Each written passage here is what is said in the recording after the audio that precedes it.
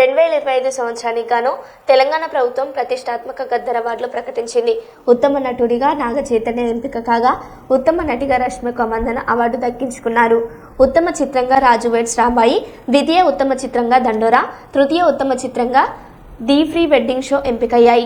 ఉత్తమ దర్శకుడిగా సాయిల్ ఎంపిక కాగా, సపోర్టింగ్ నటుడిగా శివాజీ, సపోర్టింగ్ నటిగా భూమిక అవార్డులు అందుకున్నారు. ఇక సంగీత దర్శకుడిగా మార్కే రాబిన్, నేపథ్య గాయకుడిగా అనురాగ్, నేపథ్య గాయనిగా సాహితీ చాగంటి ఎంపికయ్యారు.